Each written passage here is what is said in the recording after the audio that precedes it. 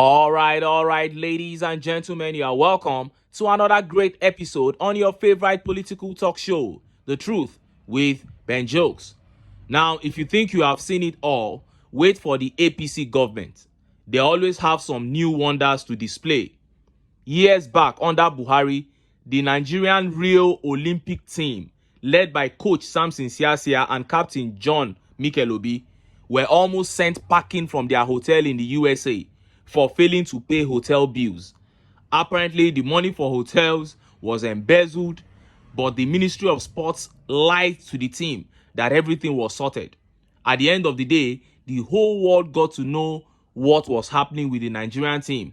It was on CNN, it was everywhere. And it was Mikel Obi, the team captain, who eventually paid the bills to prevent the embarrassment. I believe he was later reimbursed. And today, something similar to that is happening in Saudi Arabia. Weeks ago, federal government announced that they had released 90 billion naira to subsidize the cost of Hajj for Muslims going on Hajj. Now, this sum, of course, would subsidize for their transportation, accommodation, and feeding. But the report coming out of Saudi Arabia now shows that APC have dropped another blockbuster. The guys on Hajj are complaining so bitterly, and the proof they have sent shows that it is either no money was actually released or the money released was embezzled. Before I show you news coming out of Saudi Arabia now and how Nigerians reacted, let me quickly show you this video. You know, when people say, why can't Peter Obi work with TINUBU? I always tell them, I say it's either you are ignorant or you are just a hypocrite. Obi has given so many counsels for free, and this administration has not picked a single one. Listen to this Labour Party chief's response when he was asked that same question. Is Mr. Obi willing to work with the TINUBU government if he's reached out to? I don't know why they are not taking even the free consultancy that he's already been given. You don't need to be close to somebody before he can be working with you. We have been criticizing very important issues that affect every Nigerian in this country on a constant basis. Let me give you an example. Yes, he came out and challenged the issue of the coastal road.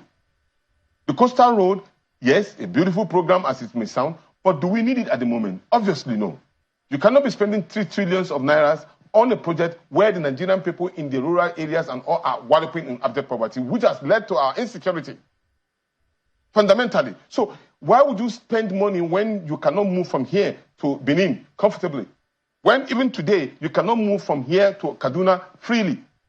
There are issues on the basic road that we have, even from the ones that we are existing, maybe Akwa Ibom, passing through Akwa Ibom to go to Calabar, and the rest of them are still in their needs of repairs. Here we have countries where you can have even lights from Kaduna to Abuja, and from Abuja to Lokoja, street light can be. We don't have all of this, but here you are embarking on a wild goose project that will affect the Nigerian people. And listen, recently they are talking about even spending 10 billion naira for car parks in the universities. 10 billion naira for car parks. For what? When the university ASU program already, or ASU issues, have not been resolved up to now. You heard that. Obi has offered so many counsels in the past that have been ignored by these same guys. So it's not about them reaching out to him to work with them. Their vision and his are not the same. We all know how TINUBU tried, send people to talk to Obi to work with him. Let me tell you something. All that move was just to try to silence and rubbish Obi and completely destroy the hopes of the masses. Because Peter Obi is the only one in the political class that patriotic Nigerians believe in. He's the reason why Nigerians think things can be done differently. So what they were trying to do was to get him to sit on the same table with them.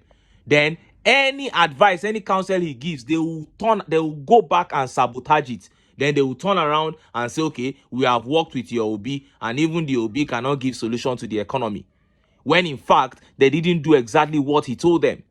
The same people who are saying it was Obi's policies that they adopted, he has not even worked with them. They are already trying to put the blame on him. No, that day will never come. In what capacity, sir, is he going to work with them?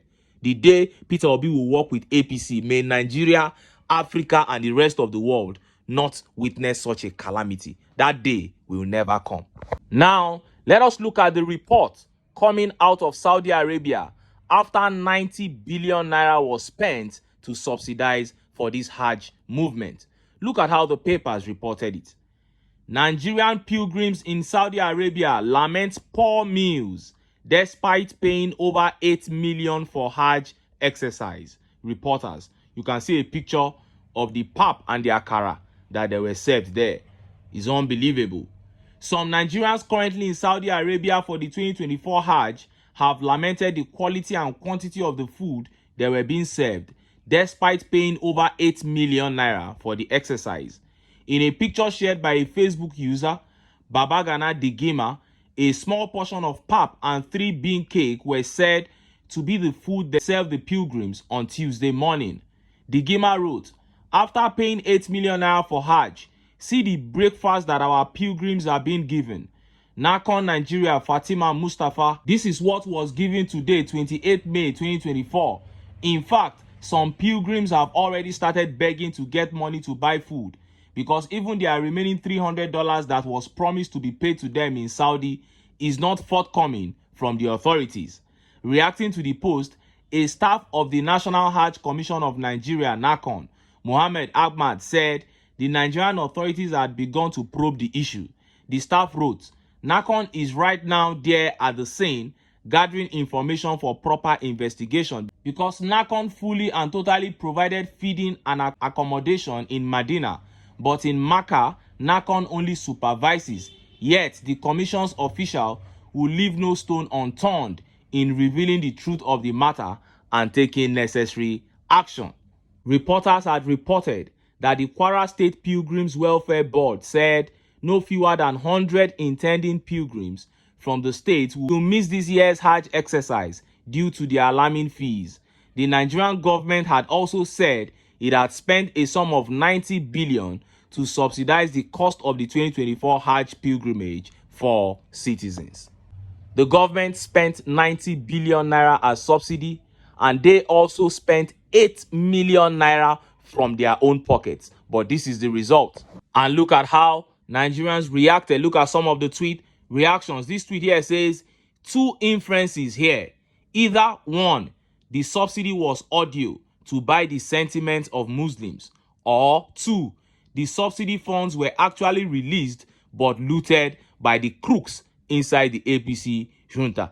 Any of these 2 is possible. That is the APC for you. And this tweet by Lucas says, "Every facet of Nigeria's system is a scam. Pilgrim boss should be held responsible." I'm telling you. And this tweet here says, "Are they not supposed to be praying for Nigeria? Did the government subsidize the Hajj for them to go and be eating? They are supposed to be fasting and praying for Nigeria. The food is even too much and very unnecessary. On your mandate, we shall stand." He's been sarcastic there. And Bashonro Dudua says, "It is time Nigeria government stops sponsoring any religious pilgrimage outside Nigeria. Let all religious pilgrimage be within Nigeria. Imagine the 90 billion is spent within Nigeria. These ones don't care about that." And Gbemisola here says, "They took corruption to Hajj.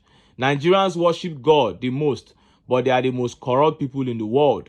To Fiakwa, every government sector in Nigeria is filled with mostly corrupt individuals." I like the way Gbemisola is talking these days. She has completely lost faith in the APC. And this tweet by Olumide says, "Imagine, after the release of 90 billion naira for their comfort, na akara and ogi them give una for there. Maybe tomorrow, kuli with gari and aggregate. Then next tomorrow, dawanke with kunu, samiya. Almost everything for this country na scam. 90 billion otilo. Chai!" Well, that is the APC for you. Anywhere they see money, APC officials, once they set their eyes on money, their first instinct is, how can we embezzle this money? It doesn't matter what the money is meant for. Whether it's meant for pregnant women, whether it's meant for toddlers, they don't care. Their own is just to steal. And I'm glad this is happening to people I believe strongly are their supporters, because they must have handpicked those people before sponsoring them. Let the punishment continue. Everybody eye must clear by force. And in other news, Nigerian Labour Congress NLC has rejected the federal government's 60,000 naira proposal for a new minimum wage. Federal government is proposing 60,000 naira. Labour has rejected it. They are still talking 400,000 naira.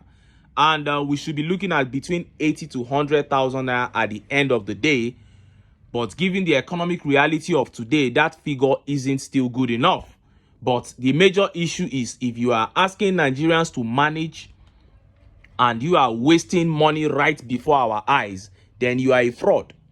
You look at the 2024 budget, you look at even the supplementary budget before the main budget, and you realize that all this talk about we are in hard times is only for the masses, while they feel they have the right to squander resources, and that is why we are having all these issues. Anyway, that is how it will be under the APC. That is how it will continue to be, because like I always say, they have come to steal, to kill, and to destroy. And if Nigerians are ready to take their country back, they know what to do. But until then, make I still enter town. Make I go get some ogbonge political news wey una go like. Why? Because of una. Now I dey here, so don't go away.